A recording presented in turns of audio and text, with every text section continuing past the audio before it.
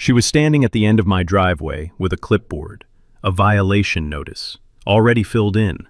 She told me the property had been vacant over a year, and the HOA had placed it under community maintenance. She told me I needed to identify myself and cease unloading until the situation was clarified through proper HOA process. I told her my name, Walter Greer. I told her I've owned this property since August 14th, 1987. She told me that was not possible, so I asked her one question. Which recorded instrument gives the Harborview Estates HOA jurisdiction over my land? She cited the governing documents. I told her my deed predates your HOA by 4 years. You're not in my plat. I'm not in yours. She called 911 anyway. The deputy ran the parcels before he got out of the unit. Then he drove to her window and asked one question. Ma'am, did you know the man you just called 911 on owns the road you drove in on? Let's get things rolling from the beginning. Where are you joining from today? Let me know, and don't forget to like and subscribe.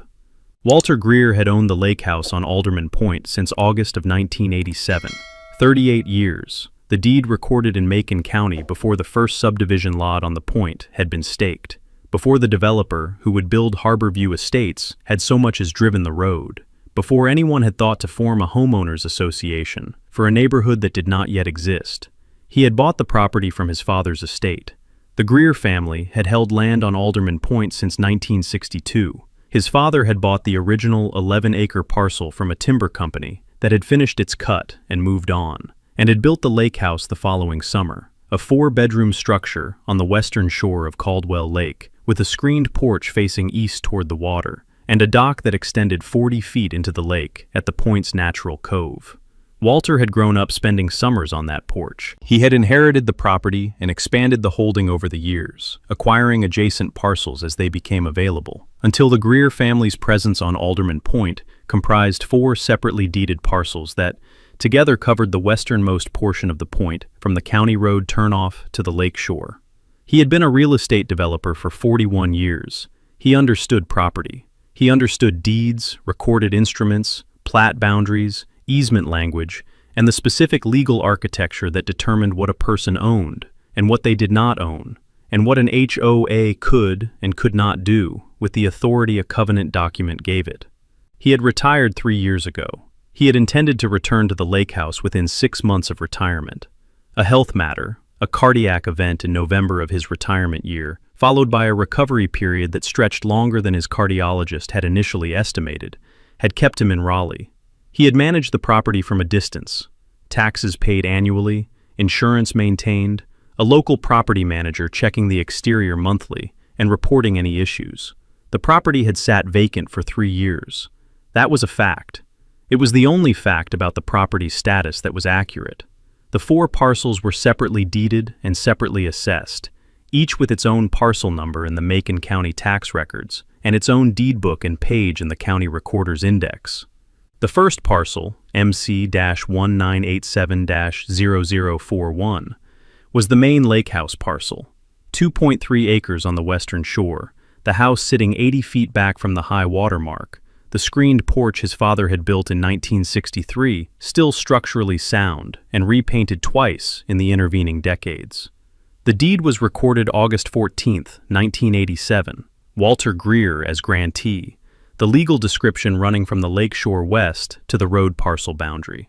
The second parcel, MC-1987-0042, was the carriage house parcel immediately north of the main house. 1.1 acres, the carriage house a 2-bay structure built by Walter in 1993 to house the equipment and vehicles the property required. It sat on its own deed, separately assessed, its northern boundary running along the line that separated the Greer holdings from the first Harborview Estates lot platted in 1991. The carriage house parcel had been in Walter's name since 1987, purchased as raw land and improved over the following decade. The third parcel, MC-1987-0043, was the lakefront access parcel, a strip of land running 340 feet of Caldwell Lake shoreline south of the main house parcel, the strip 60 feet wide from the high water mark west to the road parcel boundary. Walter had purchased it in 1989 from a family that had owned it since the 1940s and had no interest in building on it. The dock was on this parcel. The boat storage was on this parcel. The 340 feet of Caldwell Lake shoreline that made the Greer holding a complete lakefront property, rather than a house with a limited water view, was on this parcel. The fourth parcel, MC-1987-0044, was the road parcel. This was the one that mattered most. This was the one Beverly Marsh had apparently never looked up. Alderman Point Road was the only paved road serving the Point's 22 residential lots. It ran from the County Road turnoff at the Point's base, east and north along the western shore, serving all 22 lots before terminating in a cul-de-sac at the Point's tip. Every vehicle that accessed Alderman Point, every resident, every visitor, every delivery truck, every contractor, used this road. There was no other way in. There was no other way out. The road parcel was a 60-foot wide strip of land running the full length of Alderman Point Road. The land beneath the road surface, the 30-foot buffer strips on each side of the road center line, the complete underlying fee interest in the corridor that the road occupied. Walter's father had conveyed the road surface to Macon County in 1994 under a donation instrument, a 2-page document recorded in the county deed book that transferred the county's maintenance obligation to the road surface and gave the county the easement rights necessary to maintain, repair, and improve the pavement. The county had accepted the surface and had been maintaining it since. The road was patched and resurfaced on the county's schedule, the county's road maintenance crew responsible for the pavement and the drainage structures. But the 1994 donation instrument had contained a reservation clause. Walter's father had not conveyed the underlying fee interest. He had donated the surface and retained the land. The reservation language was on the instrument's second page, 3 sentences that the Greer family attorney had insisted on including, and that the county had accepted without objection, because the county's interest was in maintaining the road surface, not in owning the land beneath it. The reservation read, "The grantor retains fee simple title to the road parcel, identified as parcel MC-1987-0044, subject only to the county's surface maintenance easement and the access easement recorded contemporaneously herewith in favor of the Harborview Estates lots." Walter Greer owned the land beneath Alderman Point Road. He owned the 30-foot buffer strips on each side. He owned the fee interest in the corridor that every vehicle on the point drove through every time it came or went. He had owned it since 1987. The deed index said so. The tax records said so. The reservation clause in the 1994 donation instrument said so. He had paid the property taxes on parcel MC-1987-0044 every year since 1987. The tax bills were modest. The parcel produced no income, and the county's assessed value for road corridor land was low. But the bills had arrived every January, and Walter had paid them every January, for 38 years without interruption. The Harborview Estates development had been the work of a Charlotte developer named Bryce Tillman, who had approached Walter's father in 1989 about purchasing the undeveloped lots on Alderman Point. Walter's father had sold 18 of the 22 lots. The lots that ran along the eastern and northern portions of the point, the lots with lake views but without the Greer family's primary lakefront position, and had retained the 4 parcels that comprised the family's core holding. The sale had been structured carefully, Walter's father working with the Greer family attorney to ensure that the road parcel reservation, the lakefront access parcel, and the primary house parcel were explicitly carved out of the transaction. Bryce Tillman had platted the 18 lots as Harborview Estates in 1991 and formed the HOA simultaneously, a standard covenant community structure. The HOA governing the 18 platted lots and the common areas Tillman had dedicated within the subdivision. The covenants were recorded in November 1991. Walter's 4 parcels were not in the plat. They were not referenced in the covenants. They were not subject to the HOA's governance in any respect. Walter had read the covenants when they were recorded and confirmed what he already knew. He was outside them, the same way he was outside every development that had grown up around Greer family land in Macon County. The HOA had governed the 18 lots for 35 years without incident. The normal business of a lakefront covenant community, the dock regulations and exterior standards, and the noise ordinance the board had adopted in 2003 after a summer of complaints. Walter had watched it operate from his porch across 3 decades and had no complaint with it. The 18 households on Alderman Point were his neighbors. He had known many of their owners over the years. The HOA's business was the HOA's business, and his property was his property, and the line between them was in the deed index. Beverly Marsh had become HOA president 2 years ago, and had apparently decided that the line in the deed index was less relevant than what she could see from the community entrance road. Walter arrived on a Wednesday afternoon in late August. He had hired a moving company out of Raleigh, a 3-man crew with a 26-foot truck. The truck loaded over 2 days with the contents of the Raleigh apartment, and the boxes of files and property records, and the furniture that Walter had accumulated over 41 years of real estate work and 3 years of recovery. He had driven his own vehicle, a pickup truck, the truck he used for property work, ahead of the moving crew, arriving at Alderman Point Road at 2:40 p.m. He had stopped at the County Road turnoff and looked east along the Point Road toward the lake house. The road looked the same. The point looked the same. The Harborview Estates entrance sign was where it had always been, a brick monument at the Point Road's intersection with the County Road, the sign reading Harborview Estates in raised letters, the HOA's landscaping around the base of the monument trimmed and tended. Walter had always found it faintly amusing that the subdivision's entrance sign sat 40 feet inside his road parcel, technically on the buffer strip that was part of parcel MC-1987-0044, the sign base sitting on land he owned, placed there by a developer who had purchased the lots from his father and apparently not read the reservation clause carefully enough to realize the entrance monument was not on Harborview Estates property. He had never said anything about the sign. He had no objection to it. It was not harming his land, and the HOA maintained it, and it was the kind of thing that reasonable people let sit when the alternative was a dispute over a brick monument that served a legitimate purpose. He drove to the lake house. He unlocked the front door. The key, the same key he had used since 1987. The lock, the same lock. The door opening onto the interior that smelled of the particular stillness of a closed house in a warm August, and walked through the rooms. The property manager had done her job. The interior was clean. The porch screens were intact. The dock was in place, the flotation still sound, the tie cleats in good condition. He went back outside and waited for the moving truck. The crew arrived at 3:15 p.m. They backed the truck into the driveway that ran from the road parcel's edge to the carriage house, the truck fitting without difficulty. The cones the crew set out at the driveway's road approach, sitting on the road parcel's buffer strip, Walter's land, as they had every legal right to do. The crew began unloading at 3:20 p.m. Beverly Marsh's car appeared at the end of the driveway at 3:44 p.m. She had seen the moving truck from wherever she had been when it came down Alderman Point Road. She had seen it turn into Walter's driveway. She had seen the crew unloading boxes and furniture into the lake house that had been vacant for 3 years.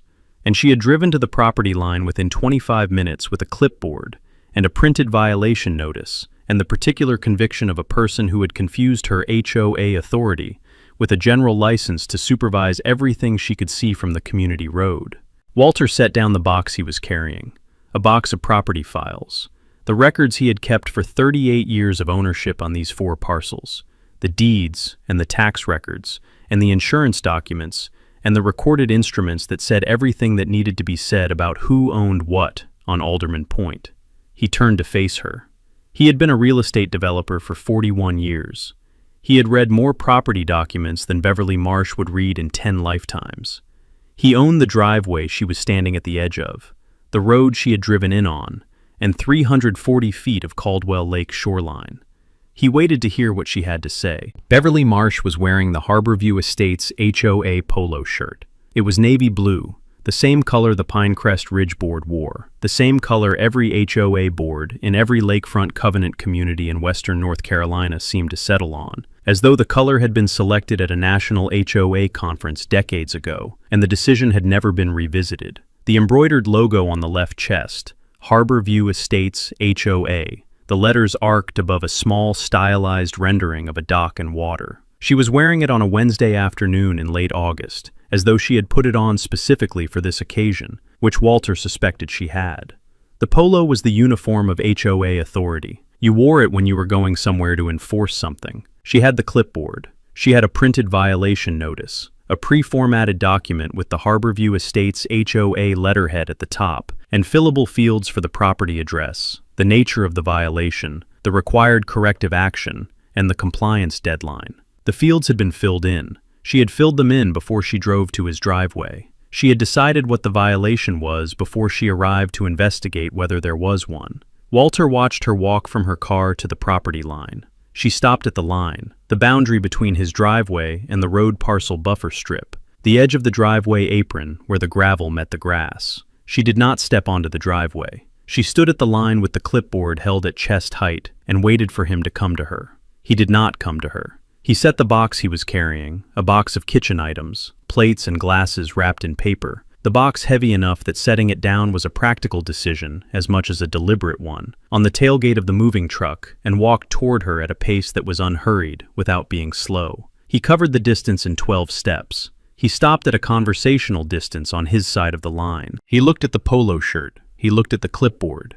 He looked at the violation notice with its filled-in fields. He looked at Beverly Marsh. He said nothing. He waited. She told him the moving truck was blocking community access. Walter looked at the moving truck. It was backed into the driveway at an angle that left the full width of Alderman Point Road clear in both directions. The road, his road parcel, the land he had owned since 1987, the surface maintained by Macon County under the 1994 donation instrument, was completely unobstructed. A vehicle could pass freely in both directions without adjusting speed or position. There was no obstruction. There was a moving truck in a private driveway that was visible from the road, which was a different thing entirely. He told her the road was clear. She told him the property had been unoccupied for an extended period, and that the HOA had been maintaining it under the community's abandoned property provision for the past 18 months.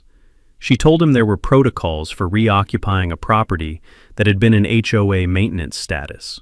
She told him he needed to identify himself and explain what he was doing on this property before any unloading continued.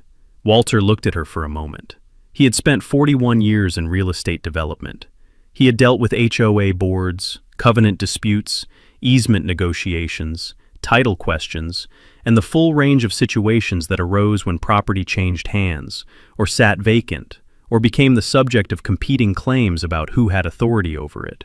He recognized the specific type of conversation he was in. He had been in it before, though usually on the other side of the table, with better documentation than he was facing now. He told her his name, Walter Greer. He told her this was his property. He told her he had owned it since August 14th, 1987, and that he was moving in permanently after an extended absence necessitated by a health matter. He told her the deed was in his name.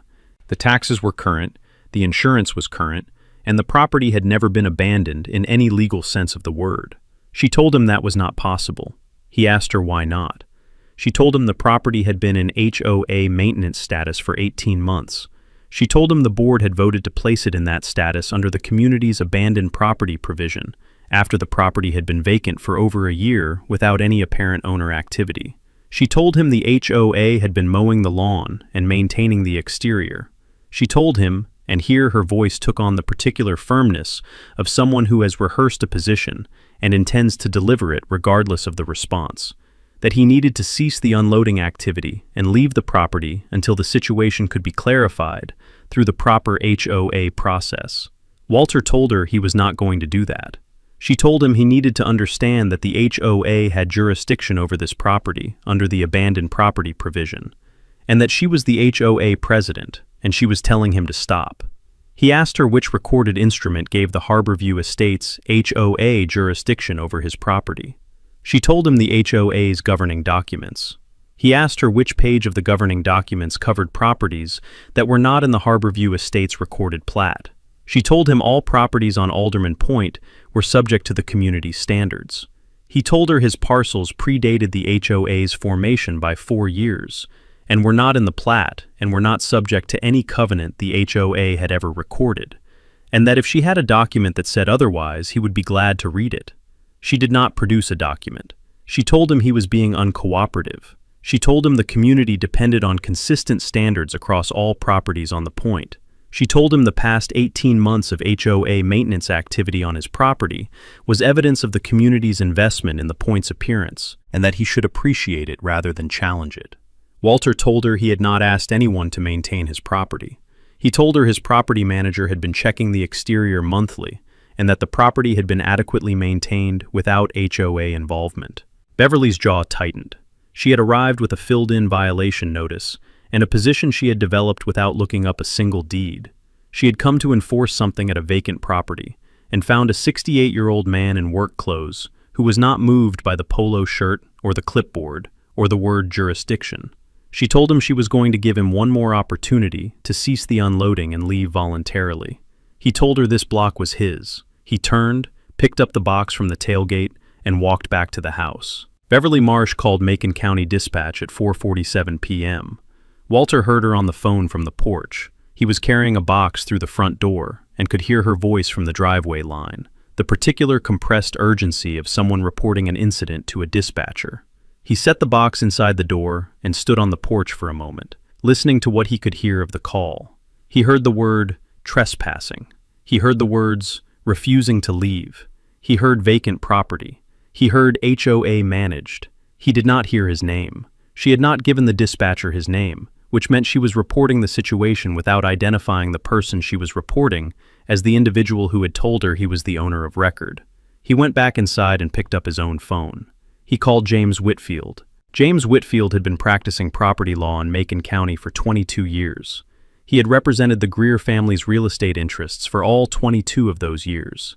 He had handled the 1994 road surface donation instrument, the access easement recorded contemporaneously with it, 3 boundary line adjustments between the Greer parcels over the years, and the tax assessment appeals Walter had filed in 2009 and 2014, when the county had reassessed the lakefront access parcel at a value Walter believed was not supportable by the comparable sales data. James knew the 4 parcel deeds the way a physician knew a long-term patient's chart, not from having read them recently, but from having been present for everything that had happened to them. Walter told him the situation in 4 sentences. Moving in, HOA president claiming jurisdiction, 911 call made, deputy en route. James was quiet for 2 seconds. Then he said, "Which parcel is she claiming authority over?" Walter told him all 4. James said, "She hasn't looked at the road parcel." Walter told him he did not think she had looked at any of them. James told him he was leaving the office now.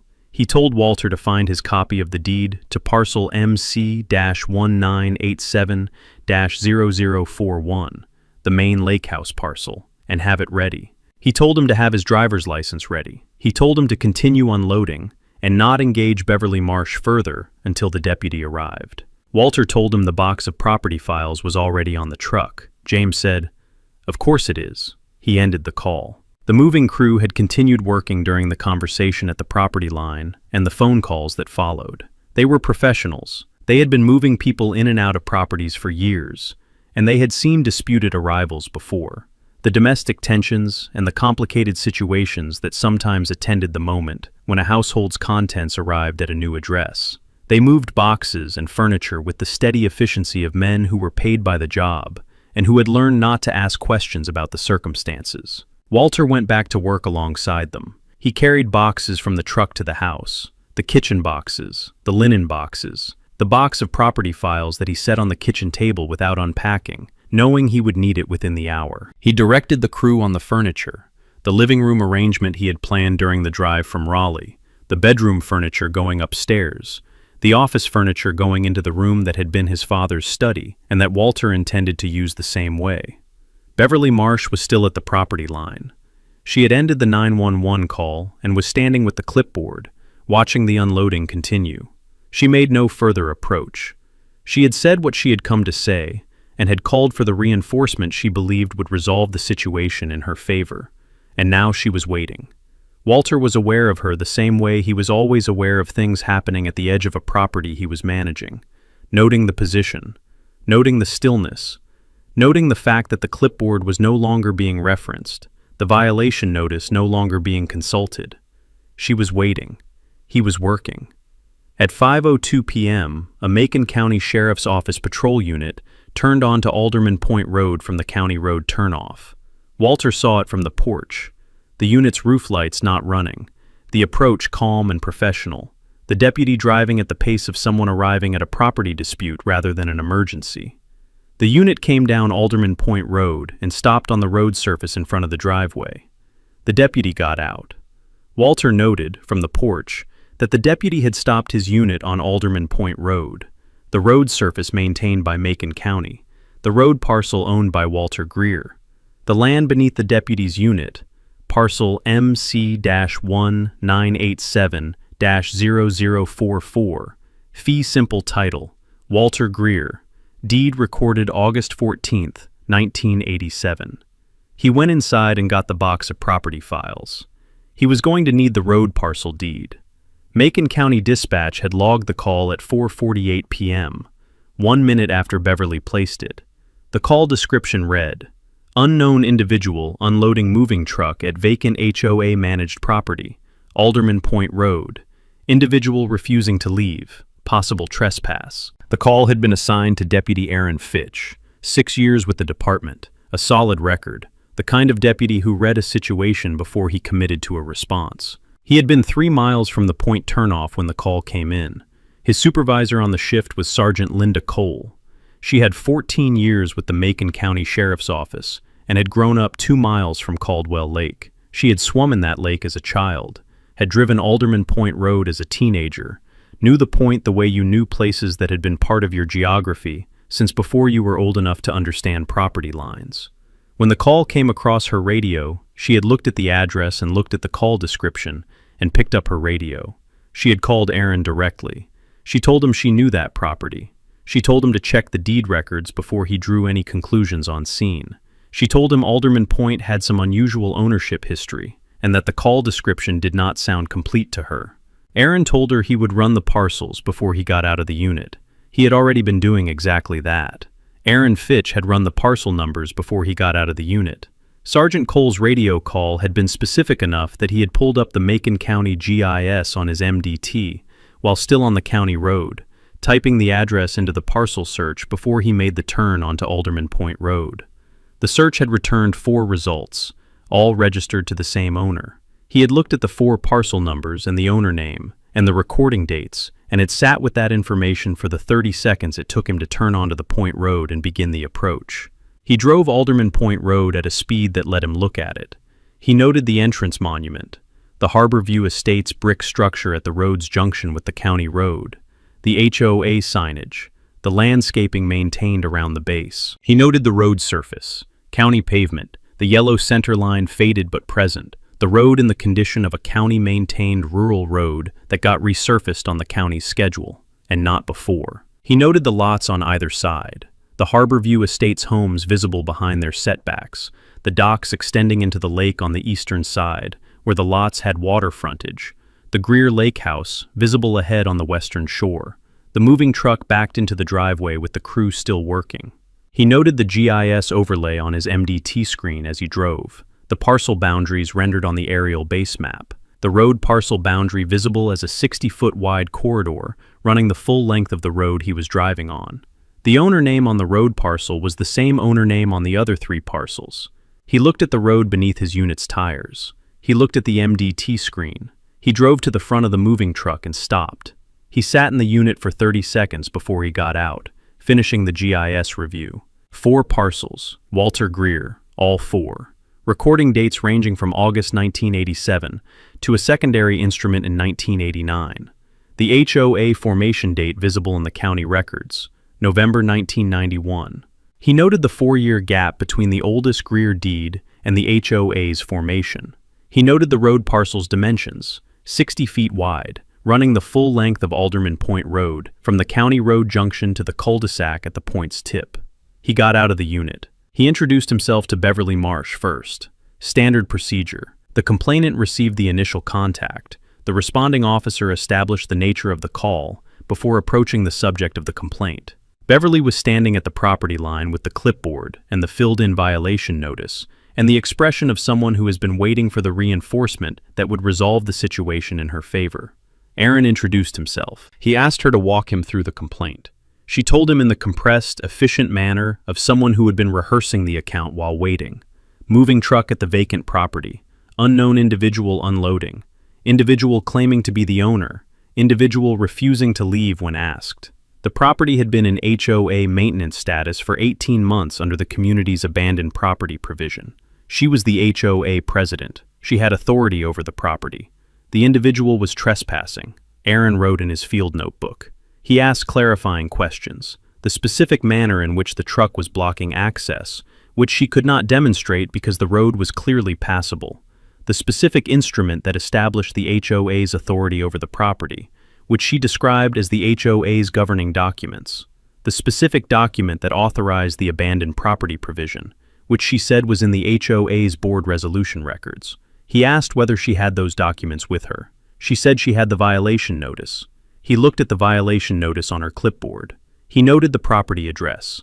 He noted the violation description, unauthorized occupancy of HOA maintained property. He noted the compliance action, cease and desist unloading, vacate property pending HOA review. He asked whether the property was in the Harborview Estates recorded plat. She told him all properties on Alderman Point were subject to HOA standards. He wrote that down. Then he told her he was going to speak with the individual and he would come back to her. He walked up the driveway to where Walter was standing at the moving truck's tailgate. Walter had a folder in his hand.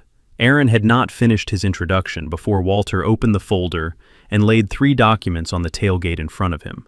The first was his driver's license, North Carolina, the address showing a Raleigh street that Aaron noted did not match the Alderman Point Road address, a detail consistent with someone relocating, rather than someone attempting to occupy a property they did not own.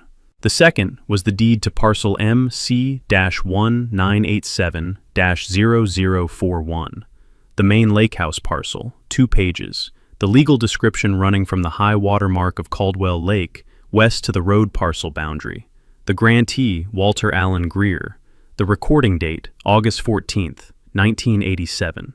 The deed was a certified copy from the county recorder's office, the certification stamp visible in the lower right corner. The third document was a single page, a summary that Walter's phone showed had been emailed from James Whitfield's office 7 minutes earlier, and printed on the small thermal printer mounted in the moving truck's cab.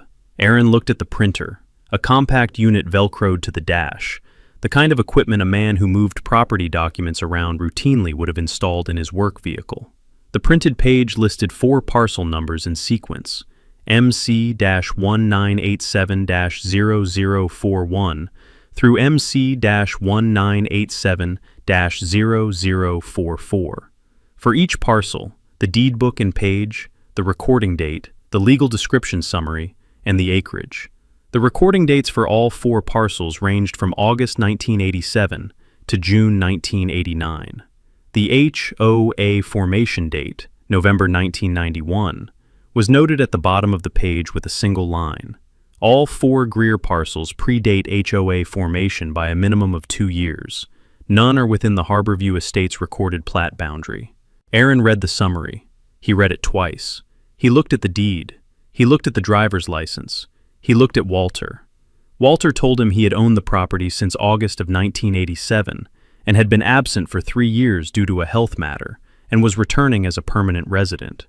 Aaron told him he would be right back. He walked to his unit. He ran the full GIS query on his MDT, all 4 parcel numbers, the boundary overlays, the ownership records, the deed book references. The system returned the same data he had previewed during the approach, now fully rendered with the boundary layers visible against the aerial photograph base. He looked at parcel MC-1987-0044 for a long time. The road parcel boundary was unmistakable on the GIS overlay. The 60-foot corridor running from the county road junction, the full length of Alderman Point Road. The boundary lines on each side of the road center line perfectly parallel, the parcel encompassing the road surface, and the 30-foot buffer strips on each side. The owner of record on the parcel data panel, Walter Allen Greer. The deed reference, Book 22, page 14, Macon County. He looked at the road outside his unit's windshield. He looked at the GIS overlay. He looked at the road again. He selected the print function. The in-car printer produced the GIS map, the aerial base, the 4 parcel boundaries rendered in the overlay, the parcel numbers labeled, the owner name visible in the data panel, the scale bar at the bottom. He folded it once and got out of the unit. He walked to Beverly Marsh. He held the GIS printout out to her without preamble. She took it. He pointed to the parcel boundaries on the map.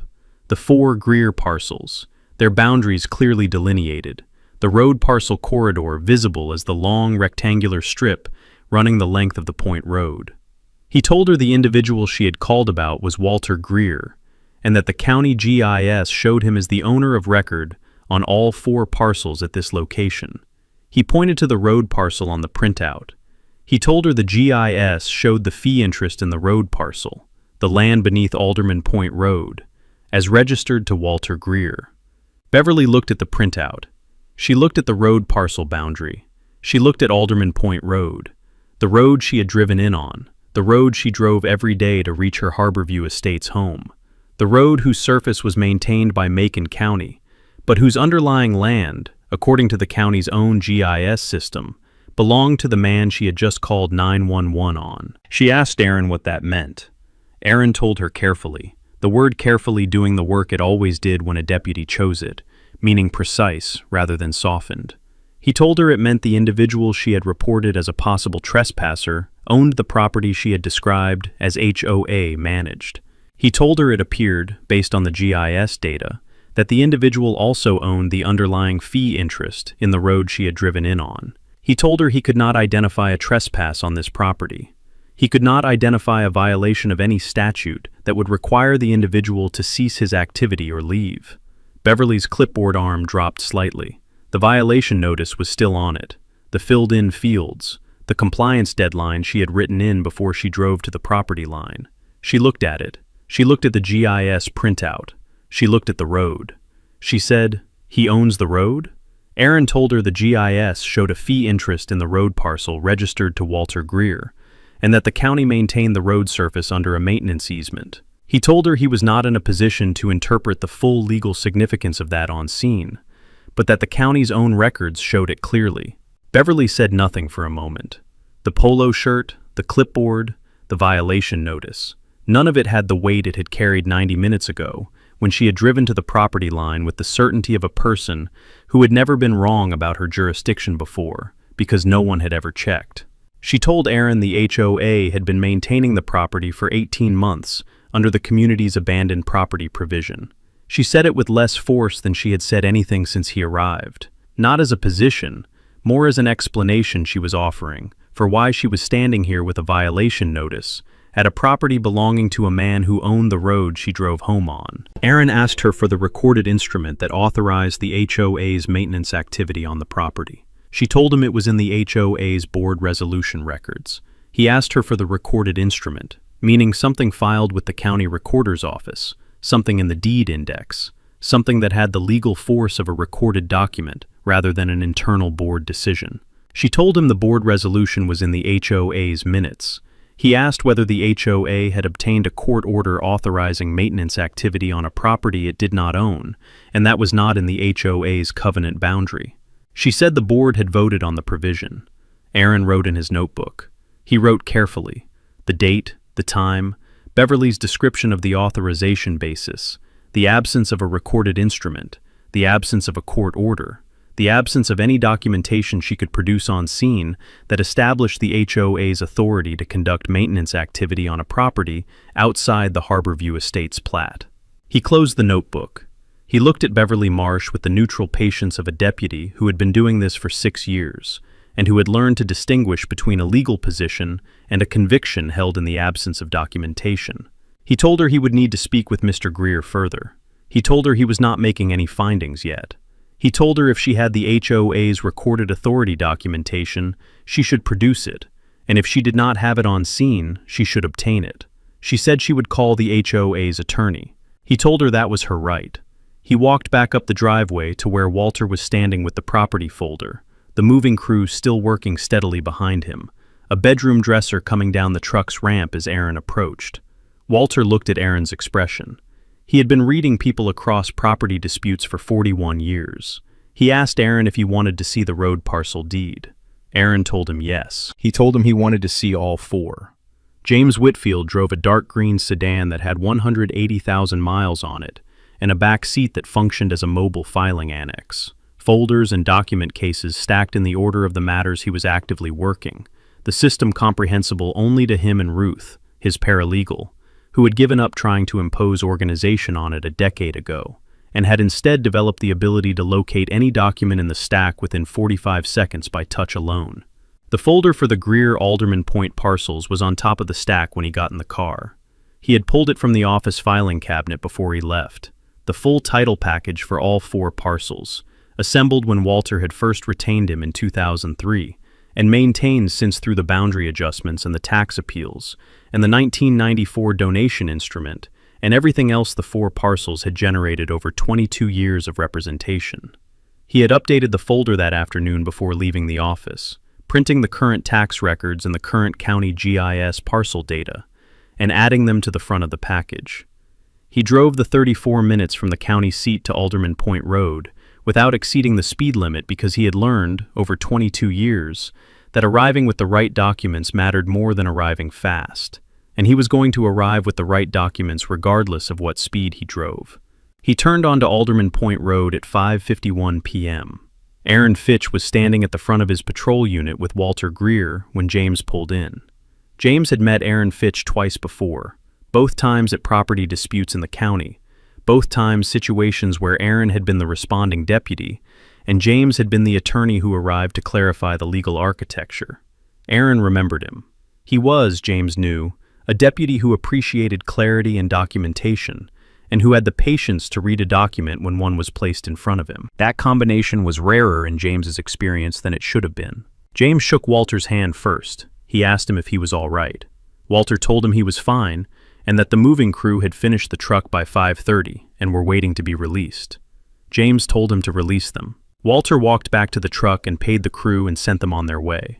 James opened the folder on the hood of Aaron's patrol unit. Aaron had offered the hood without being asked, which James took as confirmation that the deputy had understood from the GIS review that this was a documentation matter rather than an enforcement one. He laid the documents out in order: the deed for parcel MC-1987-0041, the main lake house parcel, August 1987, the deed for MC-1987-0042, the carriage house parcel, August 1987, the deed for MC-1987-0043, the lakefront access parcel, June 1989, the deed for MC-1987-0044, the road parcel, August 1987, the 1994 donation instrument, 2 pages, the county deed book reference at the top, the recording date stamped in the lower right corner, the tax records for all 4 parcels, current year assessments, payment history going back 10 years, all 4 parcels current on taxes with no delinquency, the 1991 access easement, the instrument the developer had recorded when the first phase of Harborview Estates was platted, granting the 18 lots non-exclusive vehicular access across the road parcel. He walked Aaron through them in sequence. Aaron read each document, not skimming, reading, the same way he had read the GIS data in the unit. The careful attention of a deputy who understood that the document was the record, and the record was what mattered. When they reached the 1994 donation instrument, James slowed down. The donation instrument was the document that explained everything about Alderman Point Road, and who owned what beneath it. Walter's father, Harlan Greer, then 71 years old, the deed executed in March of 1994, had conveyed the road surface to Macon County in the manner of a landowner who had spent decades maintaining a road that served other people's properties, and had decided the county should bear that cost going forward. The instrument conveyed the road surface, the pavement, the gravel shoulders, the drainage structures, the signage. It conveyed the county's right to maintain, repair, and improve all of those elements. It conveyed the obligation to maintain. Once accepted, the county was responsible for the road surface in perpetuity. What it did not convey was the land. James pointed to the reservation clause on page 2. He read it aloud for Aaron. The grantor hereby retains fee simple title to the road parcel, identified in the Macon County tax records as parcel MC-1987-0044, subject only to the county's surface maintenance easement granted herein, and the access easement of record at Book 28, page 441. He let Aaron read it himself. Aaron read it twice.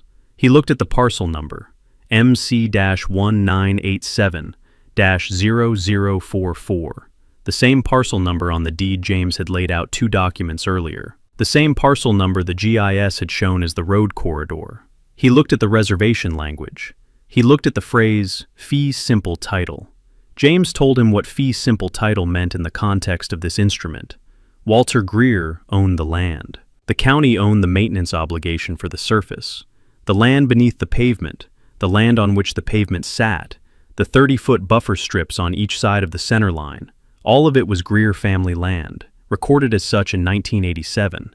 The fee interest never conveyed to anyone. Aaron asked about the access easement referenced in the reservation clause, Book 28, page 441. James produced it from the folder. The 1991 access easement, the instrument the developer Bryce Tillman had recorded when he platted the first phase of Harborview Estates. It granted the 18 Harborview Estates lots non-exclusive vehicular access across the road parcel. It granted the right to drive on Alderman Point Road to reach their homes. It contained a maintenance contribution clause on page 3, an annual access fee payable to the road parcel owner. The fee set at $1,200 per year in 1991, with an inflation adjustment provision. Aaron read the maintenance contribution clause. He read the inflation adjustment provision.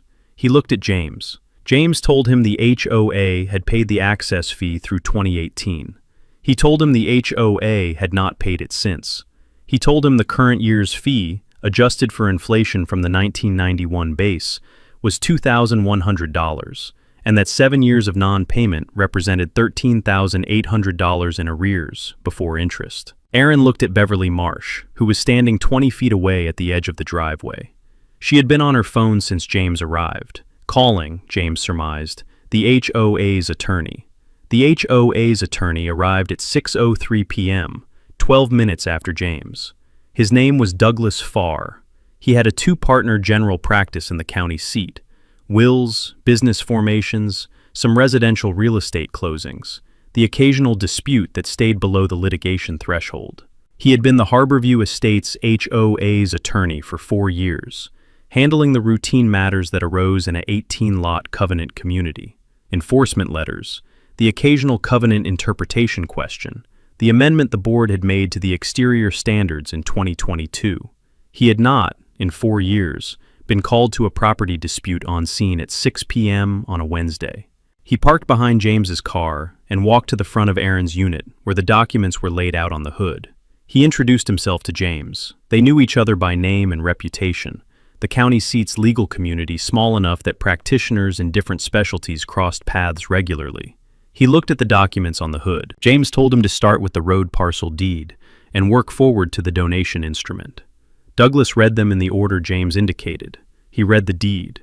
He read the donation instrument. He read the reservation clause. He read the access easement. He read the maintenance contribution clause and the payment history summary James had included in the folder, the column showing annual payments through 2018 and the column showing zeros from 2019 forward. He was quiet for a long time after he finished. He looked at the road parcel deed again, the recording date, the parcel number, the fee simple vesting in Walter Greer. He looked at the donation instrument's reservation clause. He looked at Alderman Point Road, the road he had driven in on, the road whose surface the county maintained on land that belonged to the man standing 12 feet away with his property files in a folder. He asked James when Walter had returned to the property. James told him today, this afternoon. Douglas asked whether Walter intended to exercise any rights under the road parcel fee interest. James told him Walter intended to enforce the access easement's maintenance contribution clause, and to receive a written acknowledgement that the HOA held no covenant authority over his 4 parcels. Douglas looked at the access easement's maintenance contribution clause again. He looked at the $13,800 arrears figure. He looked at James. He said nothing for a moment. Then he told James he would need to speak with his client. He walked to Beverly Marsh. James watched the conversation from the hood of the patrol unit. He could not hear what Douglas was saying, but he could read Beverly's face across 30 feet of driveway. The shift in her expression from the certainty she had arrived with to something that was not certainty, a recalibration happening in real time as her attorney told her things about the legal situation that she had not known when she called 911 at 4:47 p.m. Aaron Fitch closed his field notebook at 6:31 p.m. He had the documentation he needed, and the picture was clear. The property at the Alderman Point Lake House address was owned by Walter Greer, deed confirmed, recording date confirmed, ownership current. The road parcel was owned by Walter Greer, deed confirmed, donation instrument confirmed, fee interest reservation unambiguous. The HOA's maintenance activity on Walter's property was based on a board resolution, not a recorded instrument, not a court order, not a statutory abandoned property proceeding. The individual Beverly Marsh had reported as a possible trespasser was the property owner of record. He walked to Beverly. He told her he was closing the call. He told her there was no trespass. The individual was the owner of record on the property, and the county's GIS and deed records confirmed his ownership. He told her the question of the HOA's maintenance activity on the property and the access easement arrears were civil matters for the parties and their attorneys to resolve. Beverly asked him if there was anything he could do about the situation. He told her the situation was a property law matter and that his role on this call had been to determine whether a crime was occurring. He had determined that no crime was occurring. He was closing the call. She looked at the violation notice on her clipboard. She had filled it in before she arrived. The fields completed, the compliance deadline written in, the certainty of a person who had never found the deed index inconvenient before. She looked at the road outside the driveway. She looked at the GIS printout Aaron had given her 40 minutes earlier, still in her hand, the road parcel boundary visible as the corridor running beneath every foot of pavement on Alderman Point. Aaron got in his unit. He logged the call closed at 6:34 p.m., 1 hour and 45 minutes after Beverly's call to dispatch. The call notes he entered were brief and factual. Responded to report of possible trespass. Property owner confirmed on scene with deed documentation. No trespass found. Civil matter referred to parties' counsel. He drove out on Alderman Point Road. Walter Greer's road parcel, the county's pavement, the reservation clause in the 1994 donation instrument, doing its quiet work in the deed index, the same way it had been doing it since Harlan Greer signed the instrument 31 years ago. He turned onto the county road and drove toward the next call. Walter was on the porch when James came to find him, sitting in the chair his father had kept on the porch since 1963, the lake visible through the tree line in the August evening, the water going dark as the light fell. He had a glass of water. The moving boxes were stacked in the living room behind him, the furniture in its first approximation of position, the house smelling of the open windows and the lake air. James sat in the other chair. He laid the folder on the porch rail between them. He told Walter the call was closed. He told him Douglas Farr had asked about the road parcel and had received accurate answers. He told him the HOA's attorney now understood the legal situation and would be giving Beverly Marsh an accurate account of it, which was something she had not had at 3:44 p.m. when she walked to the property line with the violation notice. Walter told him he had no interest in making life difficult for the 18 households on the point. He told him they were his neighbors, and they used the road in good faith, and he had never had any complaint with them. James told him the access fee arrears were a real claim, and the boundary acknowledgement was a reasonable ask, and that Douglas Farr, now that he had read the instruments, would be advising his client accordingly. Walter told him to draft the demand letter when he was ready. James told him he would have it done by Friday. They sat on the porch for a while after that without talking. The lake was quiet in the August evening, the water still, the dock at the lakefront access parcel visible through the tree line, the Harborview Estates homes lit on the eastern shore across the cove. Walter's 340 feet of Caldwell Lake shoreline ran along the edge of his property between the moving boxes and the water. He had been gone 3 years. He was home. The deed said what it had always said. The 1991 access easement was 3 pages long. It had been drafted by Bryce Tillman's development attorney, a Charlotte firm that handled the legal work for Tillman's residential projects across western North Carolina, and recorded in the Macon County Deed Index in November 1991, the same month the Harborview Estates covenants were recorded, and the same month the first phase lots were offered for sale. The easement was the legal instrument that made the 18 lots viable as residential property. Without the right to drive across Walter Greer's road parcel, the lots had no access to the county road, and property without road access was not residential property in any practical sense. Bryce Tillman had known about the road parcel when he purchased the 18 lots from Harlan Greer in 1990. The purchase agreement had addressed it. Harlan had been explicit that the road parcel was not part of the sale, that the fee interest would remain in the Greer family, and that the development's access would be governed by a recorded easement with a maintenance contribution requirement. Tillman had accepted those terms because he had no alternative. Without Harlan Greer's cooperation on the easement, the development was not viable.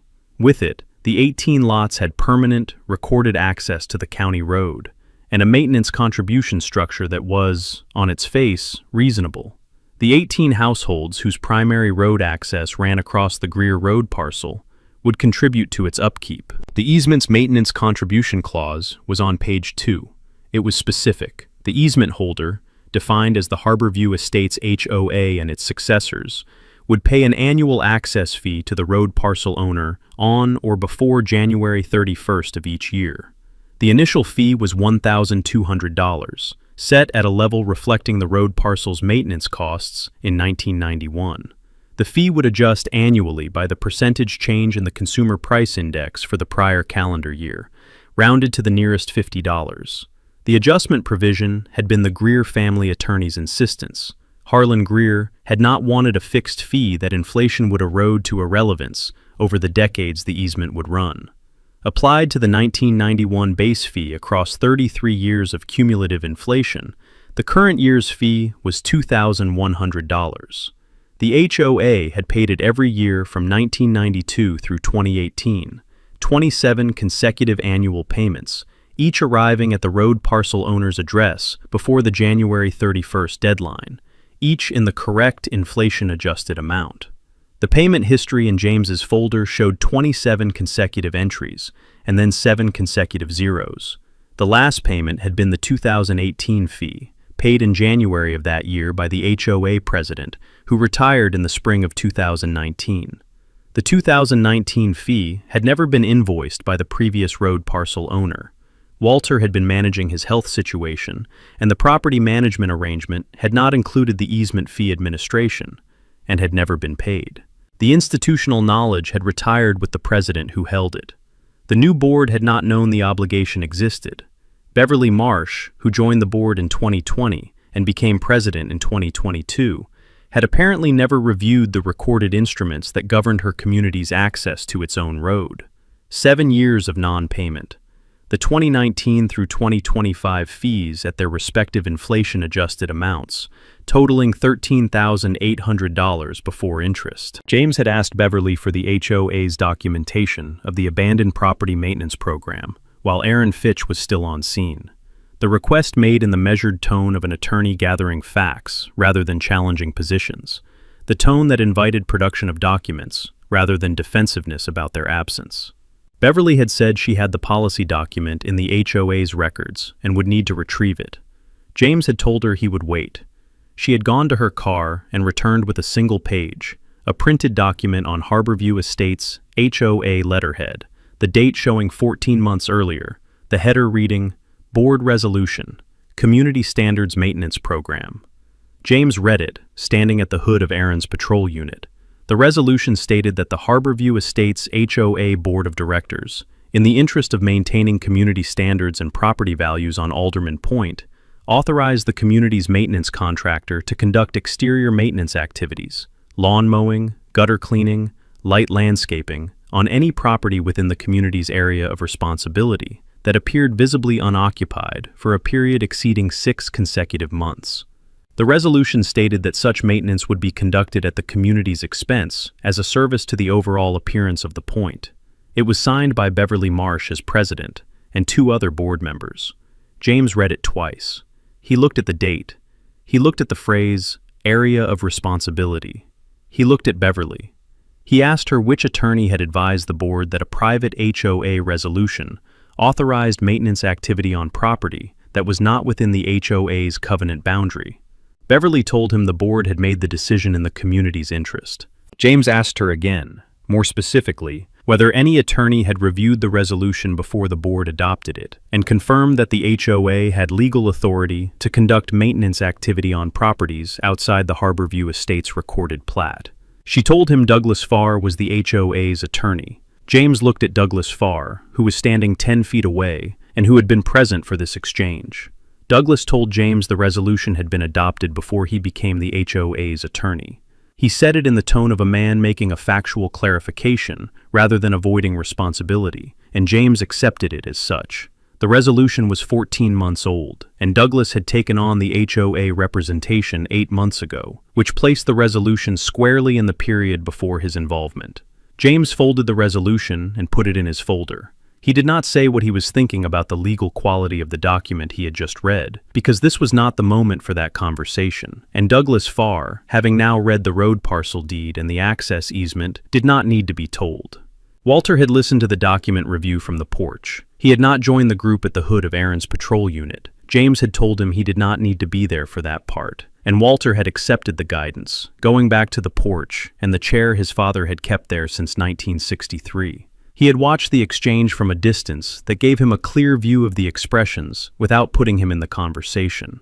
He had watched Beverly produce the resolution. He had watched James read it. He had watched Douglas Farr's expression during the exchange that followed. He had read people across property situations for 41 years, and he understood what Douglas's expression meant. The attorney had just learned something about his client's position that his client had not known to tell him.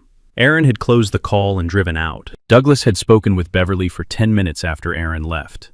A private conversation at Beverly's car, James giving them the distance appropriate to an attorney-client exchange. Then Douglas had walked back to James and told him he would be in contact after he had reviewed the instruments fully and conferred with his client. James had told him he would be sending a demand letter within the week. Douglas had nodded and gone back to his car. Beverly had driven out without speaking to Walter. James came to the porch after Beverly and Douglas had gone.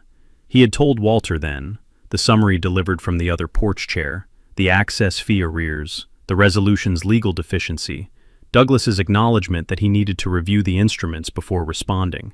He had told Walter he would draft the demand letter by Friday. They had sat on the porch until the light was completely gone from the lake. Then James had driven back to the county seat, and Walter had gone inside to his moving boxes. That had been 3 days ago. On Saturday morning, James arrived at the lake house at 9 a.m. with his laptop in the folder and the draft demand letter he had completed Friday afternoon and reviewed twice before printing. He set up at the kitchen table. Walter had unpacked the kitchen by Thursday. The plates and glasses in the cabinets, the coffee maker running, the table clear enough to work at. James opened the folder and went through the demand letter's structure with Walter, paragraph by paragraph.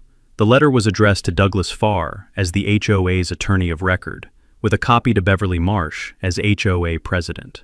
The first section established the factual record. Walter Greer's ownership of all 4 Alderman Point parcels, the recording dates, the 4 parcel numbers, the deed book and page references. It noted the HOA's formation date, November 1991, and the 4-year gap between that date and the oldest Greer deed. It stated that none of Walter's 4 parcels were within the Harborview Estates recorded plat, and that none were subject to the HOA's covenant authority. The second section addressed the access easement. It cited the instrument by book and page. It quoted the maintenance contribution clause. It provided the payment history, 27 annual payments through 2018, 7 years of non-payment from 2019 through 2025. It calculated the arrears, the annual fees at their respective inflation-adjusted amounts for each year, the total arrears of $13,800, the interest calculated at the North Carolina statutory rate from the respective due dates, the total demand including interest, $14,600. James told Walter he had been conservative on the interest calculation. He had applied simple interest at the statutory rate rather than compounding, which was defensible, and which reduced the amount to a figure that Douglas Farr could recommend his client pay without the number becoming the primary obstacle to resolution. The third section addressed the abandoned property resolution. James had written it with the precision of an attorney who had read the resolution and knew exactly what it was and what it was not. It stated that the HOA's board resolution of 14 months prior purporting to authorize maintenance activity on properties within the community's area of responsibility, had no legal force with respect to Walter's parcels, which were outside the HOA's covenant boundary and over which the HOA held no authority, recorded or otherwise. It noted that no court order, statutory abandoned property proceeding, or recorded instrument authorized the HOA's maintenance contractor to access Walter's property. It stated that the maintenance activity, while not damaging to the property, had been conducted without authorization and must cease immediately. The fourth section stated Walter's demands, 3 items, numbered. 1. Payment of $14,600 in access easement arrears within 30 days. 2. Immediate cessation of any maintenance, inspection, or other activity by the HOA, its board, its officers, or its contractors on any of Walter's 4 Alderman Point parcels. 3. Execution and recording of a boundary acknowledgement, a document confirming in the Macon County Deed Index that the HOA held no covenant, aesthetic, or access authority over Walter's 4 parcels beyond the recorded 1991 access easement. The letter noted that Walter was not seeking damages for the maintenance activity that had occurred. The HOA's crew had mowed the lawn and cleaned the gutters, and the work had not harmed the property, and Walter was not the kind of man who filed claims for harm that had not occurred. He was asking for the access fee he was owed, the cessation of activity he had not authorized, and the recorded acknowledgement that the deed index had always supported. The letter did not threaten litigation in its first line. It stated that if the demands were not met within 30 days, Walter's legal options included a breach of easement claim for the unpaid maintenance contributions, a trespass claim for the unauthorized maintenance activity, and such other relief as the court found appropriate. It stated these options in the conditional voice, not as threats, but as the accurate description of what the legal situation supported. James read the final paragraph aloud to Walter. Mr. Greer's preference is a straightforward resolution that reflects what the recorded instruments have always shown. The deed index is clear. The access easement is clear. The HOA's covenant boundary is clear. We invite your client to read those documents and respond accordingly. Walter told him to send it. James sent the letter certified mail to Douglas Farr's office and first-class mail to Beverly Marsh at the Harborview Estates clubhouse address on Monday morning. He called Walter at noon to confirm it had gone out. Walter was on the dock at the lakefront access parcel, the dock his father had built in 1963, and that Walter had maintained and rebuilt in sections over the decades. The dock that extended 40 feet into Caldwell Lake from 340 feet of shoreline that had been in the Greer family since 1962. He had spent the morning unpacking the office boxes and the afternoon on the dock because after 3 years away from Caldwell Lake, he was not ready to be inside when he could be outside. He told James thank you. He told him the letter said what needed to be said. James told him Douglas Farr was a reasonable attorney who had now read the instruments and that he expected a substantive response within the 30-day window. He told Walter the question was not whether Douglas would advise Beverly to settle. He was confident the advice would be to settle, but whether Beverly would take the advice. Walter told him he thought she would take it. James asked him why. Walter told him because Douglas had been standing at the hood of a patrol unit, reading the road parcel deed, when he understood for the first time what his client had done. And that expression, the quiet recalibration of an attorney learning the facts his client had not given him, was the expression of a man who was going to give his client a complete and accurate account of the situation, and not soften it for the sake of the client's feelings. James told him he hoped he was right. Walter told him 41 years of real estate work had given him a reasonable read on attorneys and their clients. He sat on the dock for another hour after the call ended. The lake was flat in the August afternoon, the water clear at the dock's edge, the Harborview Estates rooftops visible across the cove on the eastern shore. 18 households, 18 families who drove across his road parcel every day to get to their homes, and who had, for 7 years, not paid the access fee that the recorded instrument required. He had no anger about it. He had been absent. The obligation had been forgotten. The board had changed, and the institutional knowledge had not been transferred, and the fee had simply stopped being paid, the way things stopped being paid when no one remembered they were owed. He was going to be paid now. The demand letter was in Douglas Farr's certified mail queue. The instruments were in the deed index where they had always been. The lake was quiet in the August afternoon. Walter sat on the dock his father had built and watched the water and waited for the 30-day window to run. Douglas Farr called Beverly Marsh on Saturday morning, 3 days after the scene on Alderman Point Road, 2 days after the certified mail envelope from James Whitfield had arrived at his office, and he had sat at his desk and read every document in it twice. He had read the demand letter first, then set it aside and read the instruments in the order James had organized them. The 4 deeds, the 1994 donation instrument, the reservation clause, the 1991 access easement, the maintenance contribution clause, the payment history, the board resolution. He had read the resolution last because he had wanted the full legal context of the recorded instruments in place before he read the document his client had produced as her authority for 18 months of maintenance activity on property she had no covenant claim over. He had read the resolution and sat with it for a while. Then he had pulled the Harborview Estates covenant document, the full governing instrument, the one Beverly had been operating under for 2 years as HOA president, and read the jurisdiction definition. The covenants define the HOA's authority as extending to the properties within the Harborview Estates recorded plat, identified by lot number, plat book, and page. He had pulled the plat from the county recorder's online database and confirmed what James's demand letter stated. None of Walter Greer's 4 parcels appeared in the plat. They were not listed. They were not referenced. They were outside the plat boundary by a clear margin. The covenants did not reach Walter's property. They had never reached it. Beverly Marsh had been operating for 2 years on the assumption that the HOA's jurisdiction extended to everything visible from Alderman Point Road, and the covenant document she governed under did not support that assumption on any page. He had called his malpractice insurance carrier Friday afternoon, not because he had done anything wrong. The resolution had been adopted before his representation began, but because he had been practicing long enough to know that the call you made before the problem became a crisis was easier than the call you made after. His carrier had told him what he already knew. His exposure was limited because the resolution predated his involvement.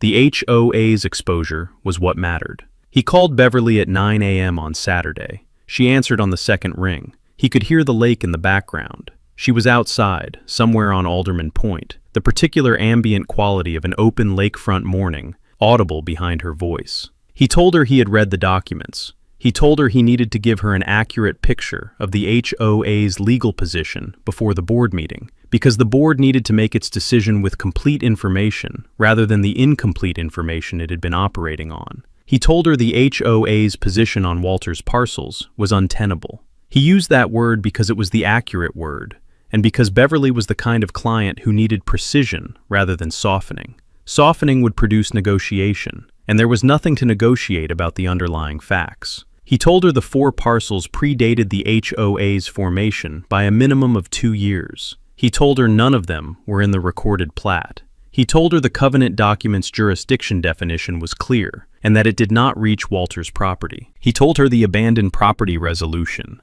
the document she had produced on scene as the HOA's authority for 18 months of maintenance activity, had no legal force over properties outside the covenant boundary. A board resolution was an internal governance document.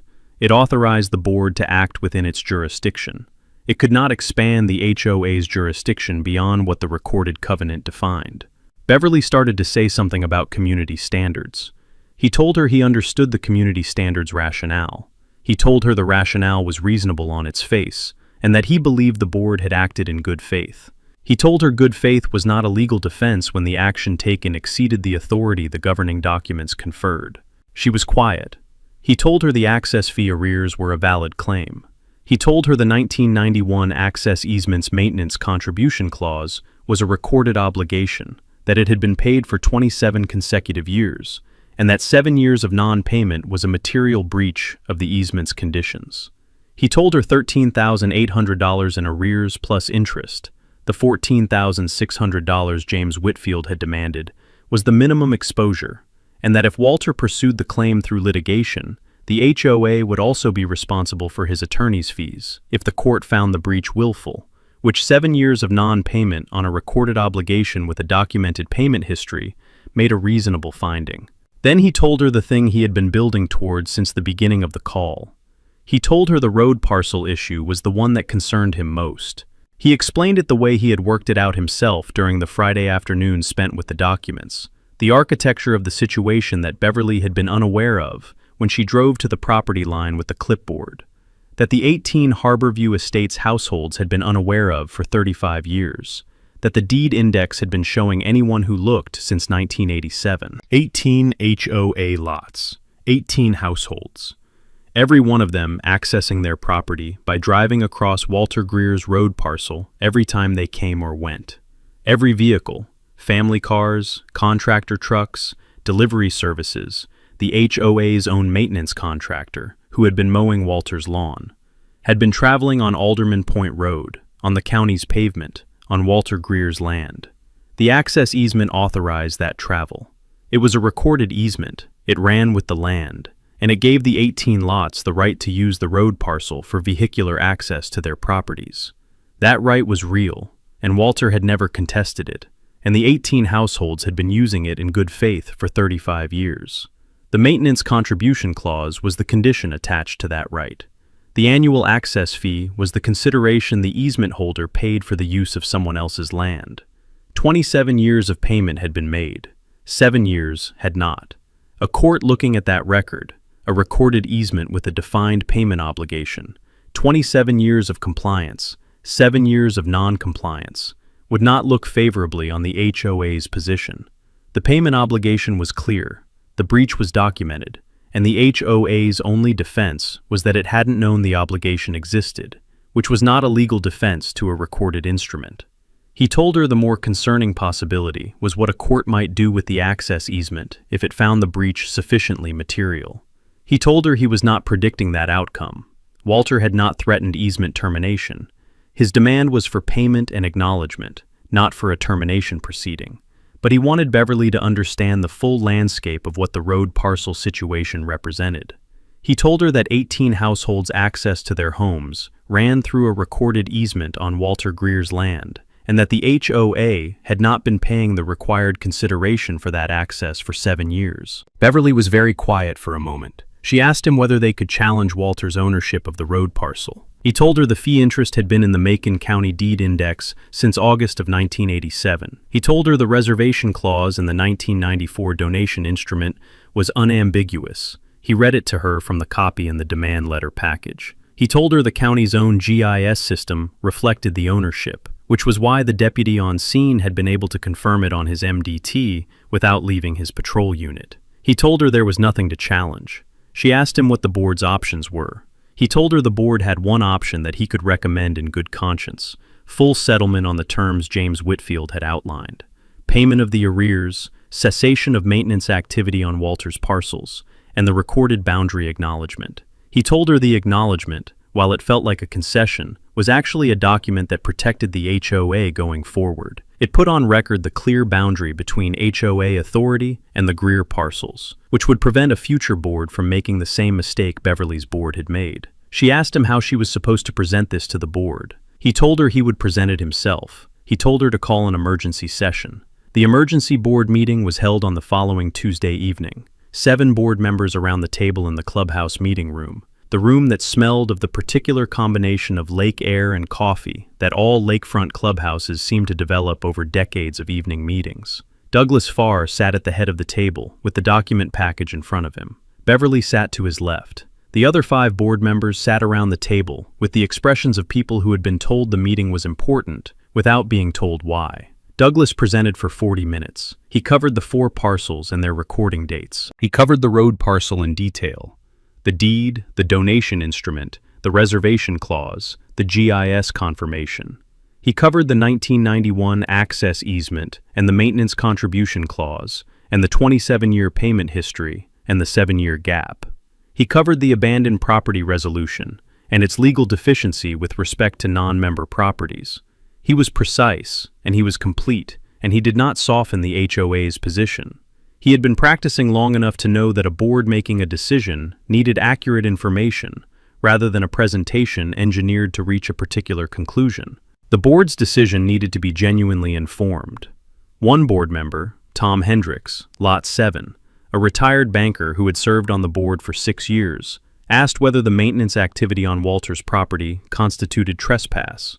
Douglas told him technically yes, absent a recorded instrument or court order authorizing it. Maintenance activity on non-member property was an unauthorized entry. He told him Walter had explicitly stated he was not pursuing a trespass claim. The demand letter said so clearly, but that the legal character of the activity was what it was. Another board member, Patricia Vaughn, Lot 11, who had joined the board the year Beverly became president, asked why the access fee obligation had not been on the HOA's financial records. Beverly said the prior president had managed that payment. Patricia asked whether there was any documentation of the obligation in the HOA's records, any reference in the prior meeting minutes, any line item in the historical budgets, any note in the transition materials when the prior president retired. Beverly said she had not found any. Patricia looked at Douglas. She asked him what the board's exposure was if they did not settle. Douglas told her the minimum exposure was $14,600 in arrears and interest, plus Walter's attorney's fees if the court found willful breach, plus the cost of the HOA's own litigation defense. He told her the more significant exposure was reputational and relational. The HOA's 18 households depended on an easement across Walter Greer's road parcel for access to their homes, and a litigation posture against the road parcel owner was not a position a community in that dependency relationship could sustain comfortably. Beverly asked the final question she had asked Douglas on the phone, whether the road parcel ownership could be challenged. Douglas told the board the same thing he had told Beverly. He read the reservation clause from the 1994 donation instrument. He told them the clause had been in the deed index for 31 years. He told them there was nothing to challenge. Tom Hendricks moved to authorize full settlement, payment of $14,600, and execution of the boundary acknowledgement, and to direct the board president to sign the acknowledgement on the HOA's behalf. Patricia Vaughn seconded. The vote was called. 5 in favor, 1 abstention. A board member on Lot 3 who said he wanted to consult his own attorney before voting. Beverly did not vote. The motion carried. James Whitfield received Douglas Farr's call on Wednesday morning, 8 days after the demand letter had been sent, 22 days inside the 30-day window. Douglas told him the board had authorized full settlement. He told him the HOA would pay the $14,600 within 14 days, and would execute the boundary acknowledgement in the form James had proposed. James called Walter at the lake house. Walter was on the porch with his coffee, the September morning cool enough to require a jacket now, the lake visible through the tree line in the early light. James told him the HOA had agreed to full settlement. He told him the check and the signed acknowledgement would be at his office within 14 days.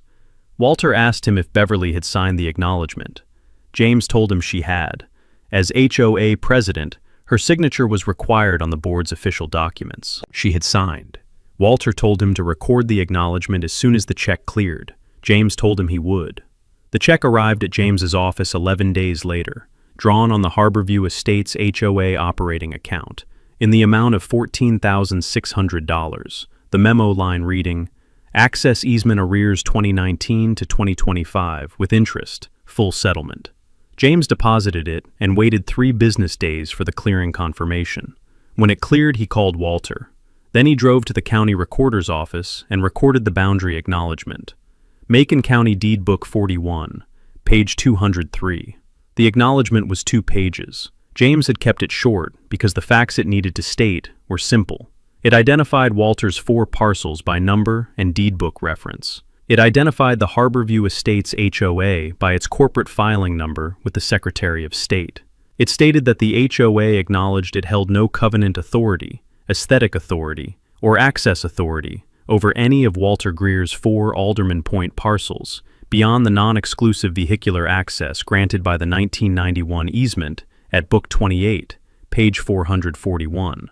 It stated that the HOA's abandoned property maintenance program, as adopted by board resolution, did not apply to Walter's parcels, and that no such maintenance activity would be conducted on his parcels without his written consent.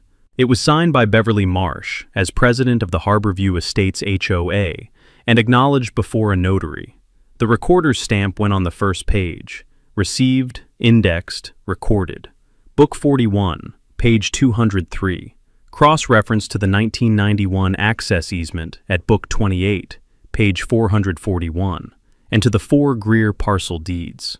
Anyone pulling the Macon County Deed Index for Alderman Point would now find 5 documents in the Greer-Harborview cross-reference: the 1991 access easement, the 1994 donation instrument, the reservation clause, and now the boundary acknowledgement that said in the official record what the deeds had always said in fact. Beverly Marsh did not appear on the HOA's December election ballot. She had told the board in October that she would not be seeking a 3rd term. She gave the board no specific reason. She had been HOA president for 2 years, and in those 2 years, she had expanded the HOA's maintenance program to cover properties outside its covenant boundary, had called 911 on a property owner moving into his own home, had discovered in the presence of a sheriff's deputy that the man she was reporting owned the road she had driven in on, and had signed a recorded acknowledgement confirming that the HOA she led held no authority over 4 parcels it had been treating as subject to its jurisdiction. She had served the community according to her understanding of its interests. Her understanding had been incomplete. She did not seek a 3rd term. The December election would produce a new president. The acknowledgement would be in the deed index when they took office. The access easement's maintenance contribution clause would be in the deed index. Walter Greer's 4 parcel deeds would be in the deed index. The next HOA president would not be starting from Beverly's position of incomplete information. The deed index had a way of preventing that. The September morning came in off Caldwell Lake, the way September mornings came in off mountain lakes in western North Carolina. Cool and still, the water holding the last of the summer warmth below a surface that had gone glassy overnight, the mist that had been on the lake at first light, already burning off by the time the sun cleared the eastern ridge. Walter had been awake since 6. He had made the coffee the same way he had made it since he was in his 30s, the same grind, the same ratio, the same unhurried process that belonged to the part of the morning before anything was required of him. And he had carried the mug to the porch and sat in his father's chair. He had been home for a year. The Raleigh apartment was gone. The lease terminated in October of the previous year. The forwarding address changed to the Alderman Point Road Rural Delivery Box. The last of the administrative connections to the city severed in the way you severed them when you were not visiting a place anymore, but living in one. The cardiologist had cleared him for the move. The property manager's monthly check reports had ended when Walter stopped needing them. The lake house was his primary residence in the legal sense, the address on his driver's license, the address on his tax return, the address to which his mail arrived, and in the more important sense, which was that this was where he woke up every morning and sat on the porch with the coffee and watched the light come onto Caldwell Lake. The lake was flat and still at this hour. The water moved at the shoreline in the small, repetitive motion that a lake made when there was no wind, and the surface was responding only to its own internal circulation, a gentle pulse at the edge of the dock, the water rising an inch and falling an inch on the dock's lowest board. The Harborview Estates homes were visible across the cove on the eastern shore, the rooftops through the tree line, the docks extending into the water, the lights on in the early morning windows of households beginning their days. His neighbors, 18 of them, on 18 lots, in the community that had been operating on Alderman Point for 35 years without his interference, and that would continue operating without his interference for as long as he owned the road parcel and they paid the access fee. He sat with the coffee and the quiet and the lake. The Macon County Deed Index for Alderman Point was a longer document than it had been a year ago. It had always contained the 4 Greer parcel deeds, the 2 from August 1987, the 3rd from June 1989, all of them recorded before the first Harborview Estates lot was sold. It had contained the 1991 access easement, the instrument that made the 18 lots viable by granting their owners the right to drive across Walter's road parcel. It had contained the 1994 donation instrument and its reservation clause, the 2-page document that had conveyed the road surface to Macon County and retained the fee interest in the Greer family, the document that the HOA's board had never read and that Aaron Fitch had confirmed on his MDT in 34 seconds on a Wednesday afternoon in August. It now contained 2 more entries: the settlement payment record, the $14,600 check drawn on the Harborview Estates HOA operating account, deposited, cleared, the transaction complete, and the boundary acknowledgement at Book 41, page 203, the document Beverly Marsh had signed as president, acknowledging in the official record of Macon County what the deeds had established in 1987 and what the covenants had established in 1991, and what the reservation clause had established in 1994, and what the GIS system had confirmed for Aaron Fitch in the front seat of his patrol unit. Walter Greer owned 4 parcels on Alderman Point. None of them were subject to the Harborview Estates HOA's covenant authority. The HOA held access rights across the road parcel under the 1991 easement and nothing more. Anyone pulling the index for Alderman Point now found the complete picture: the deeds, the easement, the donation instrument, the acknowledgement. The legal architecture of the point was documented at every point where documentation was possible. The gaps that Beverly Marsh's boardroom had operated in, closed and recorded and permanent. James Whitfield had called Walter the afternoon the acknowledgement was recorded. He had told him it was in the index. Walter had thanked him. He had sat at the kitchen table with the property folder open in front of him and the 4 parcel deeds laid out, and had written on an index card in his careful, deliberate hand, the handwriting of a man who had been writing on property documents for 41 years, and who had learned to write clearly because documents that could not be read clearly were documents that caused problems. 4 parcels, 1987, predates everything, always has. He had put the card behind the acknowledgement in the folder and closed it. Thomas Arden had been elected HOA president at the December meeting. He was on Lot 14, a corner lot on the eastern shore of the point, a house he had bought in 2019 and that he and his wife had used seasonally until they retired and made it their primary residence in 2023. He had been a civil engineer for 34 years, structural work, primarily, bridges and retaining structures and the highway infrastructure that ran through mountain terrain. He had been on the HOA board for 1 year as a member-at-large before the December election, a period during which he had said relatively little at meetings and read a great deal between them. He had read the demand letter package before the emergency board meeting. Douglas Farr had sent the full document set to all board members, not just to Beverly, and Thomas had read every instrument in the set the evening he received it. He had read the road parcel deed. He had read the donation instrument's reservation clause. He had read the 1991 access easement and the maintenance contribution clause and the payment history. He had been a civil engineer long enough to understand recorded instruments the way engineers who worked on infrastructure projects understood them, as the legal foundation on which physical things depended, documents whose precision mattered, because imprecision in a recorded instrument had consequences that showed up in the physical world. He had voted in favor of the settlement at the emergency board meeting. He had been the second vote after Tom Hendricks. When he was elected president in December, he had done, in his first week, what Beverly had apparently not done in 2 years. He had pulled every recorded instrument touching Alderman Point from the county recorder's database and read them. All of them. The covenant document, the plat, the 1991 access easement, the 1994 donation instrument, the boundary acknowledgement, the deed cross-references. He had spent 2 evenings reading and had emerged with a complete picture of the legal architecture of the point, what the HOA governed, what it did not govern, what the easement required, and what the road parcel ownership meant for the community's relationship with Walter Greer. In his first board meeting in January, he had presented a single agenda item, the 1991 access easement's maintenance contribution clause. He had shown the board the clause, the payment history, the calculation of the current year's fee, and the line item he was proposing in the HOA's annual budget.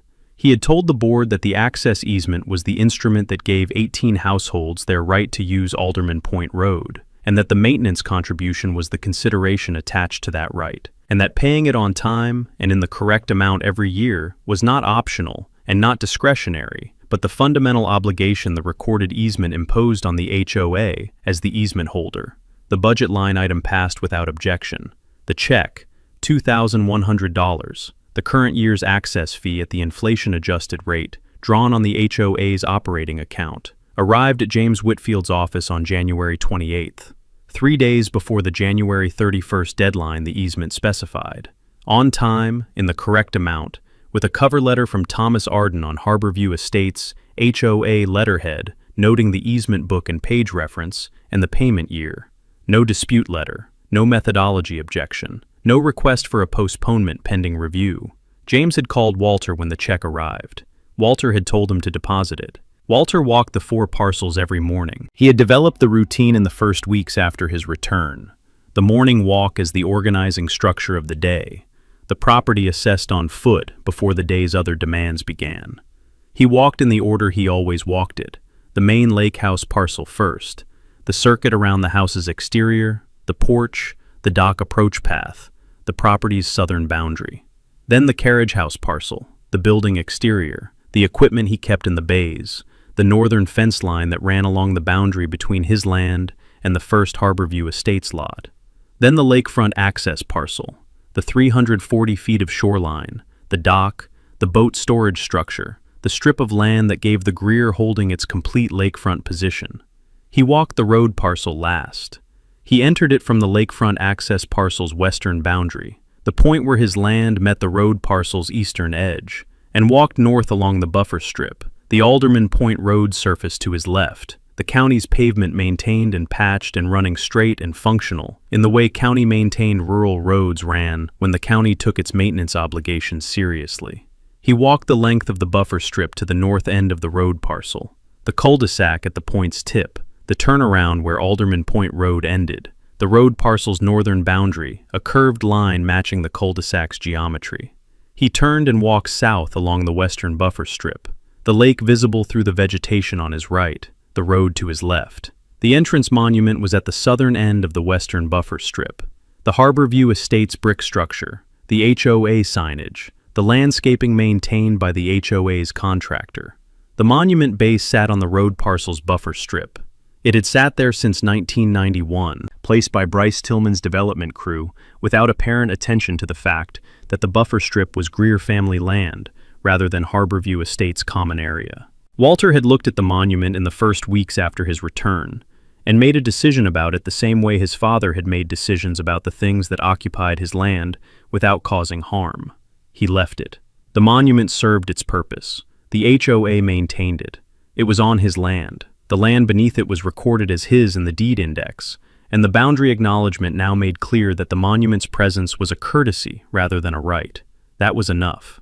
He passed the monument and reached the road parcel's southern boundary, the point where Alderman Point Road met the county road, the edge of his fee interest in the corridor. He stood there for a moment. 38 years. The deed had been recorded at this location in August of 1987, before Bryce Tillman had purchased the 18 lots, before the first foundation had been poured in Harborview Estates, before Beverly Marsh had moved to the county. The road parcel had been his father's land, and then his land, and it would be his land for as long as he maintained the taxes and the insurance and the records that said what they said. He turned and walked back toward the lake house. He finished the walk at the lakefront access parcel every morning, the 340 feet of Caldwell Lake shoreline, the last stop before he went back to the house, the dock, the endpoint of the circuit. He stood at the end of the dock on the September morning with the empty coffee mug and looked at the lake.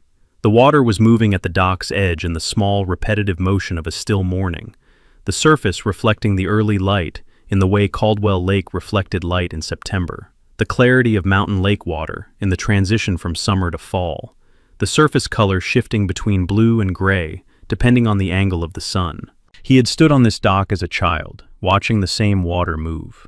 He had stood on it as a young man, as a developer in the middle of his career, as a man in his 60s who had been away for 3 years and come home to find his property intact and his ownership uncontested by anyone who had read the deed. The property folder was on the kitchen table where he had left it that morning. The 4 deeds, the donation instrument, the access easement, the settlement agreement, the boundary acknowledgement, the index card at the back. He had left it out for no particular reason other than the habit he had developed of keeping the documents accessible, the same habit that had put the property summary in his phone and the thermal printer in the truck's cab on the day he drove back to Alderman Point with the moving crew. He had no animosity toward Harborview Estates. He had no animosity toward Beverly Marsh, who had operated under a mistaken understanding of her authority, and who had learned the limits of that authority in a way that had been uncomfortable, but that had not, in the end, caused Walter material harm. He had no animosity toward the 18 households who drove across his road parcel every morning on their way to work, and every evening on their way home, and who paid the access fee now, on time, in the correct amount, under a president who had read the instruments before he took office. They were his neighbors. The easement was honored on both sides. The deed index reflected the complete picture. The lake was quiet in the September morning. He was 68 years old, and he was standing on 340 feet of Caldwell Lake shoreline that had been in his family since 1962, and he was home. He stood at the end of the dock until the sun had fully cleared the eastern ridge, and the mist was gone from the surface, and the lake was doing what a mountain lake did on a still September morning, holding the light, holding the quiet, holding the particular clarity of water that had been cold and clean for as long as anyone had been alive to describe it. Then he walked back up the dock, across the lakefront parcel, along the path to the lake house, up the porch steps, and inside. The property folder was on the kitchen table. The index card was behind the acknowledgement, where he had put it the evening the recording was confirmed. He did not take it out. He did not need to read it. He had written it once, and it said what it said, and what it said was permanent and sufficient. 4 parcels, 1987, predates everything, always has. The deed says what it says. The road parcel says what it says. Walter Greer owns Alderman Point, the same way he has owned it for 38 years. Completely, without encumbrance, without qualification, without a homeowners association in the Macon County Deed Index that holds any claim on it. He put the coffee mug in the sink and went to start the day.